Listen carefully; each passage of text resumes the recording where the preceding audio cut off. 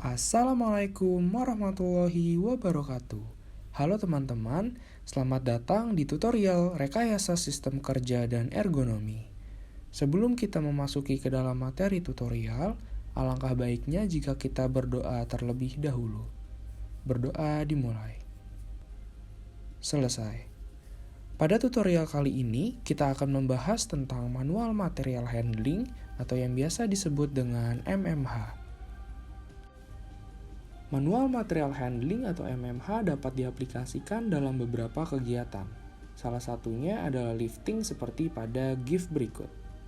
Berdasarkan ilustrasi tersebut, dapat dilihat bahwa operator harus memindahkan banyak kotak kardus dengan manual. Yang mana, dengan pengangkatan kotak kardus banyak itu dan dilakukan secara berulang-ulang, tentu akan menimbulkan suatu hal yang dinamakan low back pain. Dari kasus di atas, MMH berperan untuk mengetahui apakah sudah cukup aman kondisi pengangkatan operator tersebut dan sudah sesuaikah beban yang diangkat dengan kondisi tersebut. Sebelum kita masuk ke dalam pembahasan yang lebih detail, mari kita lihat outline materi pada tutorial kali ini. Yang pertama, ada tujuan tutorial, input dan output tutorial, materi tutorial, dan terakhir studi kasus. Berikut adalah tujuan tutorial pada tutorial kali ini.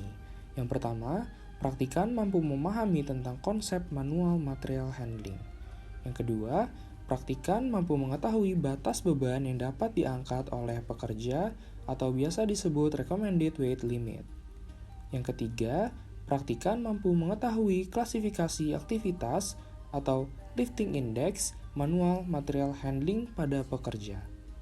Yang terakhir, praktikan mampu memberikan rekomendasi pada pekerja. Selanjutnya, berikut adalah input dan output tutorial kali ini.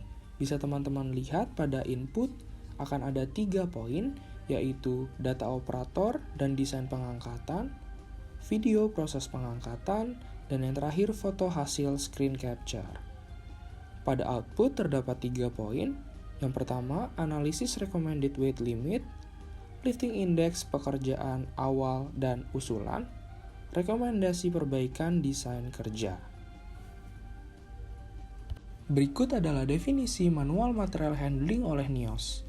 MMH adalah aktivitas yang termasuk dalam kategori kerja berat. Faktor resiko yang dapat terjadi apabila cara pengangkatannya salah adalah terjadinya beban yang sangat berat pada otot, robeknya intervertebral disc, dan gangguan pada punggung pekerja. Sebagai seorang mahasiswa teknik industri, diperlukan mempelajari MMH untuk dapat mengetahui nilai optimal pengangkatan untuk suatu pekerjaan dan juga melakukan redesign layout kerja operator. MMH sendiri terdiri dari lifting, carrying, lowering, holding, throwing, pushing, and pulling. Tetapi pada tutorial kali ini kita akan berfokus pada lifting dan lowering. Jenis MMH yang lain dapat dipelajari di luar tutorial ini dengan pendekatan yang berbeda, yakni dengan rumus dan variabel yang digunakan. Dan berikut terdapat guideline oleh NIOSH. Yang pertama, ada beban yang diberikan adalah beban statis dan tidak ada penambahan ataupun pengurangan beban di tengah-tengah pekerjaan. Kedua, beban diangkat dengan kedua tangan. Ketiga, pengangkatan atau penurunan benda dilakukan dalam waktu maksimal 8 jam. Keempat, pengangkatan atau penurunan benda tidak boleh dilakukan saat duduk atau berlutut. Yang kelima, tempat kerja tidak sempit. Dan yang keenam, pengangkatan tidak boleh terlalu cepat dan posisi kaki tidak tertopang pada permukaan yang sempit dan licin. Dan berikut adalah hal-hal yang harus diperhatikan jika seorang operator akan melakukan kegiatannya. Dan selanjutnya mari kita membahas tentang recommended weight limit. Didefinisikan oleh NIOSH, RWL merupakan rekomendasi batas beban yang dapat diangkat oleh manusia tanpa menimbulkan cedera meskipun pekerjaan tersebut dilakukan secara repetitif dan dalam jangka waktu yang cukup lama. Dan berikut adalah variabel-variabel yang perlu diperhatikan jika teman-teman ingin menentukan nilai RWL suatu pekerjaan. Terdapat A, C, V, D, dan H. Setelah mengetahui definisi dari recommended weight limit, mari kita belajar akan perhitungan dari nilai RWL itu sendiri. Mari kita belajar tentang variabel yang pertama, yaitu load constant. Load constant atau beban maksimum yang dapat diangkat dengan aman oleh manusia berdasarkan NIOSH adalah sebesar 23 kg. Hal ini didasarkan pada demografis orang Amerika atau Eropa. Adapun untuk orang Indonesia, terutama mahasiswi, berdasarkan penelitian dari Wulandari 2015, didapati nilai sebesar 21 kg.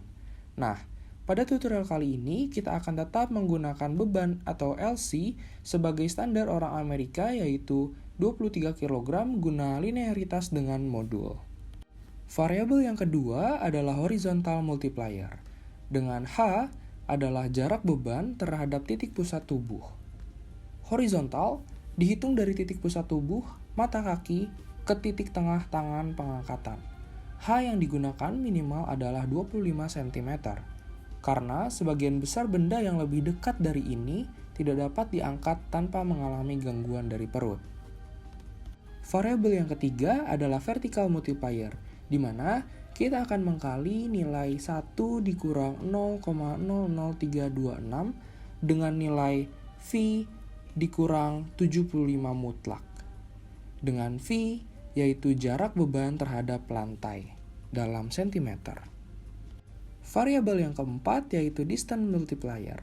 Bisa disebut D adalah selisih jarak perpindahan beban secara vertikal. Dengan rumus 0,82 ditambah dalam kurung 4,5 dibagi nilai D. Yang kelima ada variabel asymmetric multiplier atau A. A adalah sudut simetri putaran yang dibentuk oleh tubuh. Dengan rumus 1 dikurang 0,0032 dan dikali dengan sudut A. Variabel yang keenam adalah frequency multiplier, atau seberapa sering seorang operator melakukan pekerjaannya. Teman-teman bisa lihat dalam tabel bahwa ada dua variabel penting, yaitu frekuensi pengangkatan dan durasi kerja. Teman-teman silahkan tentukan seberapa banyak frekuensi pengangkatan si seorang operator dan berapa lama durasi kerja mereka, sehingga teman-teman dapat mengetahui frequency multiplier score. Variabel yang terakhir adalah coupling multiplier. Di dalam coupling multiplier kita akan tentukan objek pengangkatannya apakah masuk ke dalam kategori good, fair, dan poor. Oleh karena itu, kita akan bahas satu persatu di slide selanjutnya.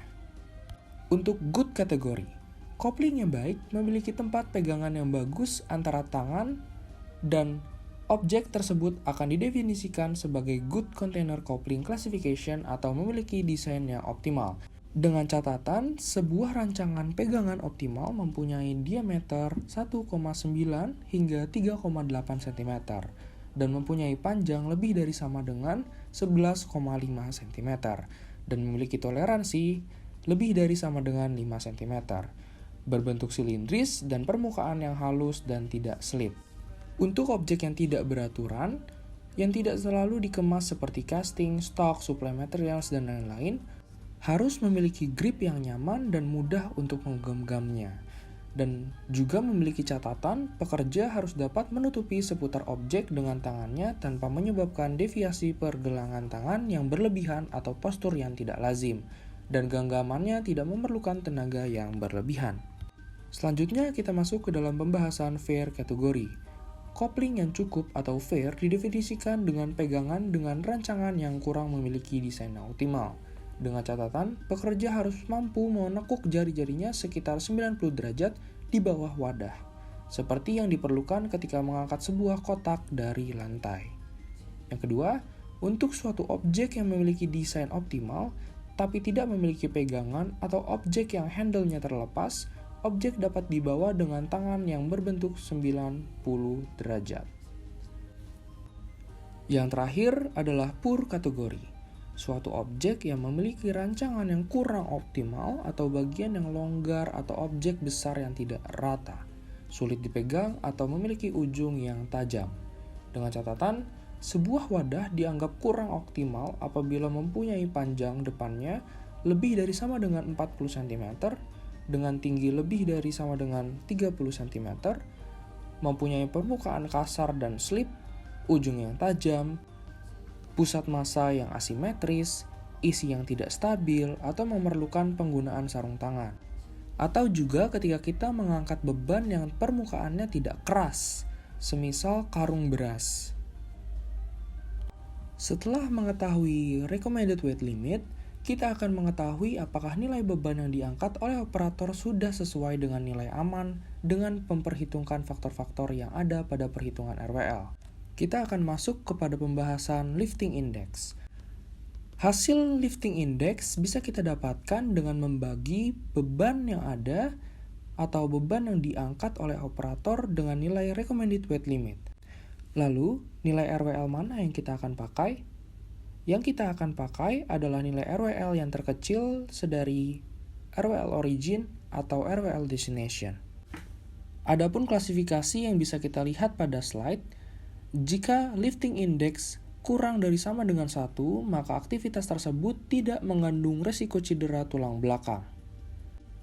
Lalu, jika lifting index berada di antara lebih besar dari 1 dan kurang dari sama dengan 3, maka aktivitas tersebut memiliki kemungkinan berisiko cedera tulang belakang. Dan yang terakhir, jika lifting index lebih besar dari 3, maka aktivitas tersebut mengandung risiko cedera tulang belakang. Dan cukup sekian materi pada tutorial kali ini mengenai manual material handling. Terima kasih atas perhatiannya. Mohon maaf jika ada salah kata, dan akhir kata sampai bertemu di kelas tutorial. Wassalamualaikum warahmatullahi wabarakatuh.